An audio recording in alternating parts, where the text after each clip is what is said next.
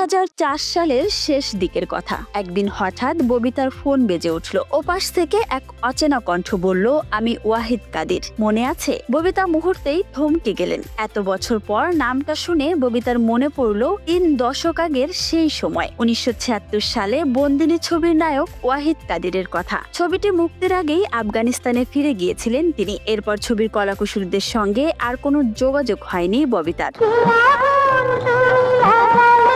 ববিতাকে ওয়াহিদ জানালেন তার নিজের অভিনীত একমাত্র ছবিটি তিনি কখনো দেখেননি। ববিতাকে অনুরোধ করলেন যদি পারেন বন্দিনী সিনেমাটা কোনোভাবে দেখাবেন আমাকে। অনেক কষ্টে ববিতা ছবিটির একটি ডিভি ক্যাম কপি জোগাড় করলেন। ঠিক করলেন তিনি যেহেতু শিগগিরই যুক্তরাষ্ট্রে যাচ্ছেন, সেখানেই ওয়াহিদের হাতে তুলে দিবেন ছবিটি। দেখা হবে, আড্ডা হবে, অভিনয়ের পুরনো স্মৃতি নিয়ে দুজনের হয়তো হাসি কান্নায় ভরে উঠবে মুহূর্তগুলো। কিন্তু সেই দেখা আর হলো না। আকাশ পাতাল কি এত ভাবছেন?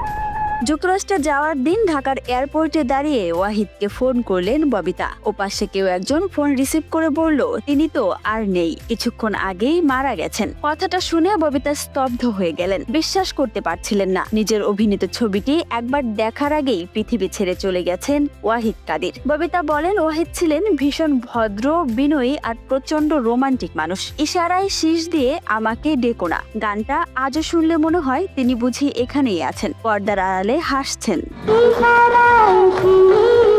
1954 সালে আফগানিস্তানের কাবুলে জন্ম ওয়াহিদ কাদিরের। বাবা ছিলেন রাষ্ট্রদূত, মা শিক্ষিকা ও সংস্কৃতি প্রেমী। পরিবারের কারণে ছোটবেলা থেকেই ইউরোপ ও এশিয়ার নানা দেশে বেড়ে ওঠা তার। ইংরেজি, ফার্সি, জার্মান, হিন্দি এমনকি বাংলা ভাষাও সাবলীলভাবে বলতে পারতেন তিনি। 70-এর দশকে বাবার চাকরি সূত্রে ওয়াহিদ বাংলাদেশে আসেন। 6 ফুট লম্বা সুদর্শন তরুণটির উপস্থিতি বাংলাদেশের বিজ্ঞাপন ও ফ্যাশন জগতে দারুণ সাড়া ফেলে। সেই সময় প্রখ্যাত নির্মাতা এহতেশামের ছেলে মুশতাক বন্দিনী নামের একটি ছবি বানানোর প্রস্তুতি নিচ্ছিলেন। তিনি এমন একজন নায়ক খুঁজছিলেন যাকে দেখলেই মনে হবে বিদেশ ফেরত আধুনিক তরুণ। প্রথম দেখাতেই ওয়াহিদ কাদিরকে পছন্দ হয়ে যায় মুশতাকের। ববিতার বিপরীতে নায়ক হিসেবে সই করেন ওয়াহিদ। তার ব্যক্তিত্ব, উচ্চারণ, চোখের দৃষ্টি সবকিছুই যেন পর্দায় অন্যরকম আবেদন ছড়িয়েছিল। দর্শক তাকে মনে রাখেন, গানটি হিট হয়, কিন্তু ছবিটি মুক্তির আগেই তিনি দেশ ছেড়ে চলে যান। যেন ধূমকেতুর মতো এসেছিলেন আর তেমনি নিঃশব্দে হারিয়েও গেলেন।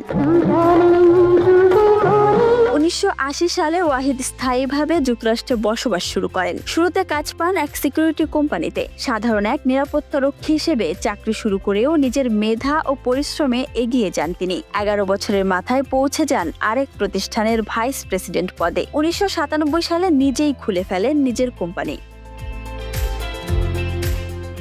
কিন্তু জীবন সবসময় মসৃণ থাকে না। 2001 সালে তার ব্যবসায় বড় ধস নামে। আর্থিক বিপর্যয়, মানসিক চাপ সব মিলে ওয়াহিদ ক্রমে ভেঙে পড়েন। আশ্রয় খুঁজতে শুরু করেন অ্যালকোহলে। সংসারের ভার এসে পড়ে স্ত্রী রোনা ও বড় ছেলে ম্যাথু ক্লায়েন কাদিরের উপরে। এরই মধ্যে ঘটে আরও এক নির্মম ঘটনা। 2003 সালে ওয়াহিদের মা আফগানিস্তানে তাদের বিশাল পারিবারিক সম্পত্তি বিক্রি করেন $3 মিলিয়ন। কিন্তু পুরো অর্থ দেন ছোট ছেলেকে, বঞ্চিত করেন বড় ছেলে ওয়াহিদকে। নিজের মায়ের এই অবিচার ভীষণভাবে নাড়া দেয় এই অভিনেতাকে। একসময় বিশাল সুইমিং পুলওয়ালা বাড়ি ছেড়ে 2 রুমের ছোট্ট অ্যাপার্টমেন্টে উঠতে হয় তাকে। দিন দিন মনোজগতের অন্ধকারে ডুবে যান তিনি। 2004 সালের 28 নভেম্বর মাত্র 50 বছর বয়সে ওয়াহিদ কাদির নিজের জীবনের ইতি টানেন। পৃথিবী ছেড়ে যাওয়ার আগে বাবা মায়ের উদ্দেশ্যে একটি চিঠি লিখে যান ওয়াহিদ। তাতে লেখা ছিল, আমি কারো বোঝা হতে চাই না, আমার দেহটা পুড়িয়ে দিও, দরদাম করে রেখেছি, $800 লাগবে, আমাকে কবর দিও না, অনেক খরচের ব্যাপার, আমি তোমাদের কোনো বিপাকে ফেলতে চাই না, আমার স্ত্রী আর সন্তানদের আমি খুব ভালোবাসি, কিন্তু আমার যাওয়ার সময় হয়ে গেছে।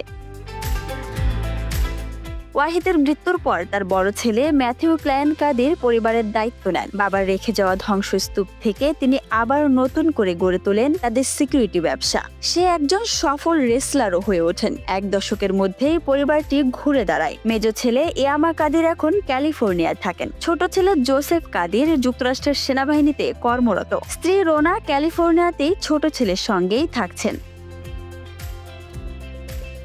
Desk report, Dhaka express.